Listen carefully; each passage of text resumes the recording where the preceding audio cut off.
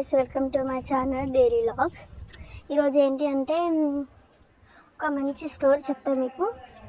Correct టైంకి స్టోరీలో తను ఎలా రియాక్ట్ అయిందో చూడండి. తెలివి అంటే ఈ విధంగా ఉండాలి. రాఘవపురం అనే ఒక విలేజ్ ఉండేది. ఆ విలేజ్లో సుబ్బమ్మ అండ్ రవి వాళ్ళ కొడుకుతో ఉండేది. అయితే ఒకరోజు వాళ్ళ కొడుకు వేరే పక్క గ్రామానికి చిన్న పని మీద బయటికి వెళ్తాడు.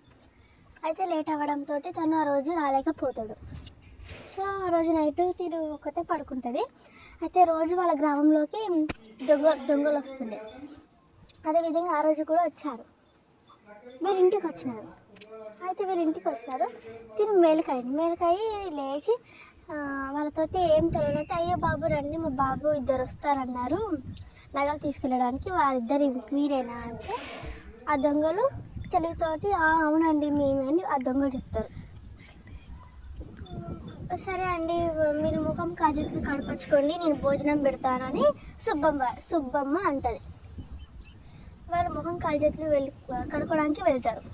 వెళ్ళిన సమయంలో తను భోజనంలో కొంచెం మత్తు పదార్థం కలిపి వాళ్ళు రాగానే ఏం తెలవనట్టు ఆ భోజనం వాళ్ళకి వడ్డిస్తుంది.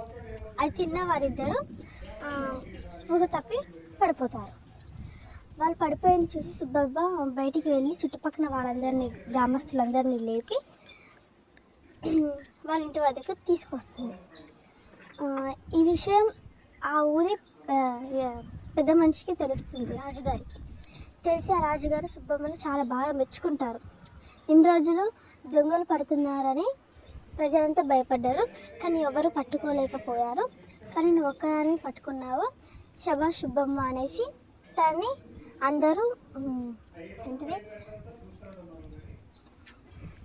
పొగుడుతారు. సో ఆమె కరెక్ట్ టైంకి ఎలా రియాక్ట్ అయ్యిందో చూడండి. ఈ విధంగా తెలివి, సుబ్బమ్మ గారి తెలివి ఎంత బాగా పనిచేసింది. Thank you for watching.